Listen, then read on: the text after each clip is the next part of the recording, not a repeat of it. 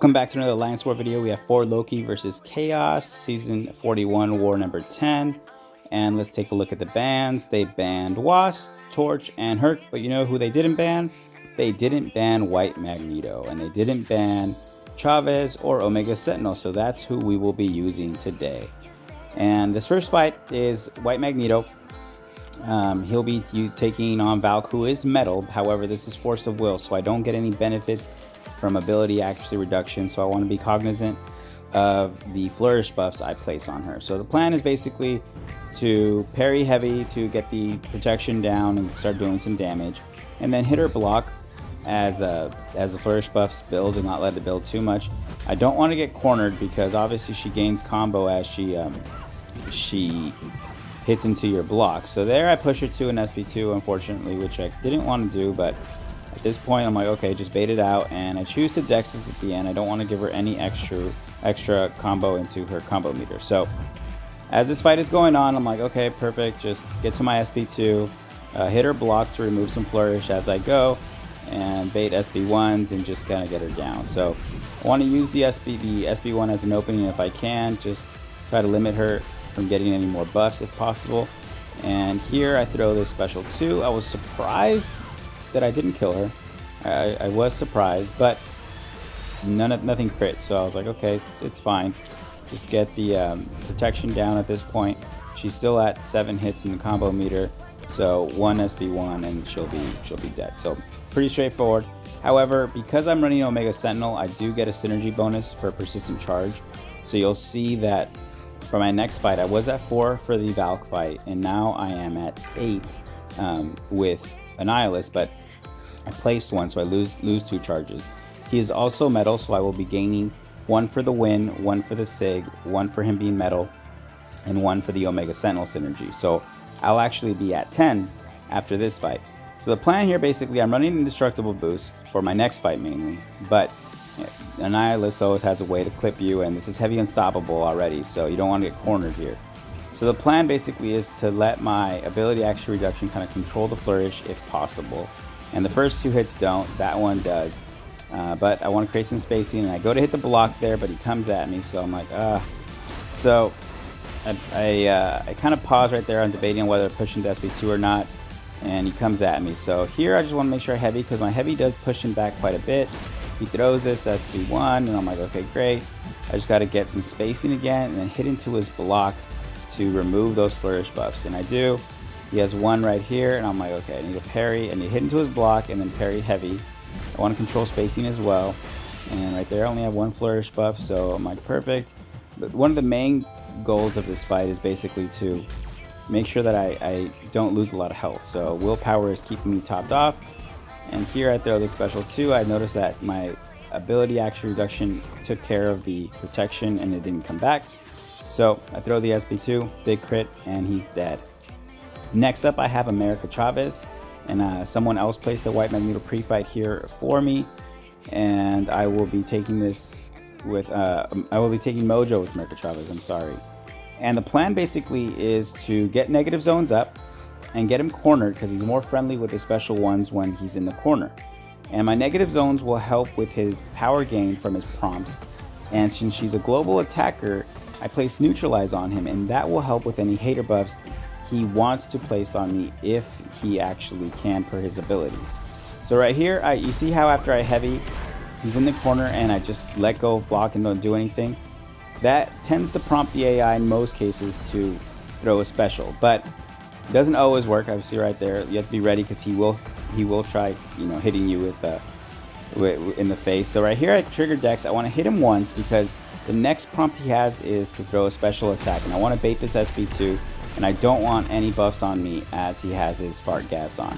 So right there I throw my special, even with protection up, because I want to make sure that that I get some damage in there, and I can heavy into a special 2 and kill him at this point. So super straightforward. We were kind of debating on what the best option for this is. Andrew was scared of sending Chavez here, but Steve and I just felt like it was a great option. So next fight is we have this Havoc on 25 power snack and power sting. I placed one of my Magneto pre-fights here because I have a bunch at this point. I'm maxed at 10. So I'm going to use it just for extra damage and a longer stun if I need to. I don't really need to stack any debuffs or do anything crazy. All I'm going to do basically is throw my special 2. I'm not running recoil or anything. We are ahead in the war at this point, so the main goal is not to die. We're not afraid of fight time at this point. So he throws his special. I noticed that he went unblockable. I know Havoc does do that. I'm not remembering exactly why at the moment. I will look into this because I noticed that he has a gray unblockable symbol underneath him, and I'm just watching that the whole time, and I'm like, well, why is that there? Did I miss something per the node? There's 2 unblockables there, and it kind of throws me off, and I get hit in the face with a special 1. And I'm like, okay, I just can't lose my armors, obviously, if he's going to be throwing special 1s. But I throw the special 2, and he has plasmas on him. At this point, I just want to keep them paused. Right there, I threw a medium. I should have thrown a light ending attack to keep that paused, but I still have it up, and I'm going to throw a light here to pause it, and he throws a heavy, and I'm going to do a combo, but he dies before I can finish it. So, super safe fight with Omega Sentinel. I will be looking into that node and that defender combination to see what that was. It just threw me for a loop. Next up, we have a Bishop, and this is where he goes, the defender goes unblockable with their specials if they have 3 or more prowess. Bishop obviously gains a lot of prowess. If you use tech, he doesn't gain any. If you hit him with energy attacks, he will gain prowess. So I will be using Omega Sentinel. The only her second medium is energy based, so all I have to do is stick to medium and then light ending combos, and I'm going to do a full 5-hit combo, medium and 4 lights, up until under a bar of power. If I push him over a bar, I want to shorten my combo and hold block and bait a heavy to make sure that I can push him over 2 bars to bait it and then dex it and take it on the block. I don't have to dex it completely. He's only going to have 1 prowess, so it shouldn't be too bad, especially with how tanky Omega Sentinel is with her armor ups. So right there, I backed off because I wanted to get a full 4-hit combo right here after my parry because he was under a bar. And right here, I'm just holding block, and I almost pushed him to a special 2. So right there, I do a full 5-hit, medium and 4 lights.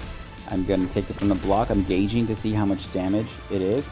And I'm like, okay, I'm in really good shape. He's about half dead, and 1 special 2 didn't really do too much. What I like about this strategy is that it places him in the corner. So if for whatever reason the AI throws a special 1 into my block, first of all, it's not unblockable. Second of all, I'm actually in his corner, so I have room to dance around to wait out the incinerate field.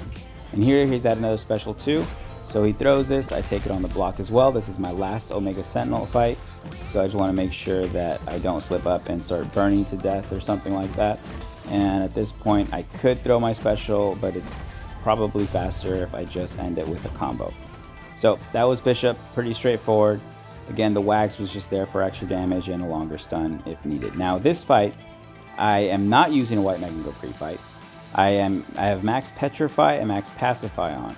He already lowers the combat power rate per his ability versus metal. So what I want to do is, on this node, when you parry, you get a disorient. I want to make sure magnetism is turned on, and then I want to land parries, and the disorient node will not trigger per my magnetism and Max Pacify.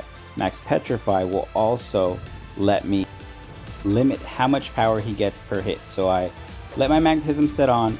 You see the parry didn't trigger disorient, and now I'm gaining more power than he is per heavy because of Max Petrify, and Max Pacify is lowering his ability accuracy reduction. So plan basically is to push him to an SP2, but I want to throw my SB1 before I get to 2 bars so I can land an armor break, so my special 2 does more damage and lands double the degen on him. So at this point, he's being pushed to a special 2.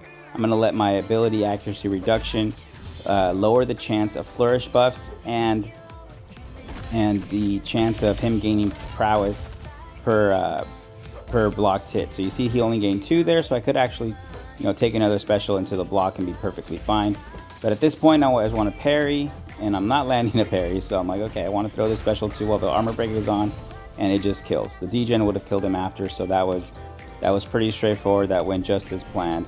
But that did give me another 10 persistent charges. I went back from 6 to 10, so I'm going to use 2 here to place a white Magneto pre-fight on this Apocalypse. I have not taken this node before, but I am running an Indestructible boost and Mutant and Mystic boost in max MD. And the plan basically is to get some negative zones up and build up Flourish charges as I go, because I want to use the Flourish and my SB1 to power gain me to get to my special 2. Not be afraid of my special 3, since it triggers a lot of dimensions. And looking back on this, I probably should have thrown more special 3s to trigger those dimensions more frequently, because the first half of this fight goes rather well. Well, relatively speaking. I'm looking at his buffs and what's going on. And right there, I see that he had a Flourish, and I wanted to Fate Seal it, but I throw it late.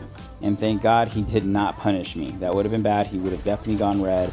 And it would have been a bad time. So the fight's going on, and at this point, okay, I'm gonna combo heavy into my special 2. This is pushing him to 2 bars, and I wanted to throw this. His puncture wears off, so I can just take this all on the block and hopefully gain some Flourish and Fate Seal this and get some MD from those Flourish buffs. So far so good. You know, my first time taking this. Again, it's really hard to gauge her damage rotation with the global attacker and the extra buffs that it gives with MD, but he's at 50% and about a minute has gone by, so I'm going to do a full heavy to get another negative zone up, and I'm going to take this on the block, and he still has neutralize up, so unfortunately I don't get any more Flourish buffs up, but I combo into a special 2, and I'm like, okay, not too much damage there, but I'm just gonna keep going. The minute and a half has gone by, and she's totally in control of this fight. Like, you know, there's nothing, as long as you don't royally mess it up, like throw a special into his block, there's not much that can go wrong. But here he has 2 Flourish buffs. I do Fate Seal them. MD triggers me over. I go to intercept with the SB2, but I only have 2 dimensions off.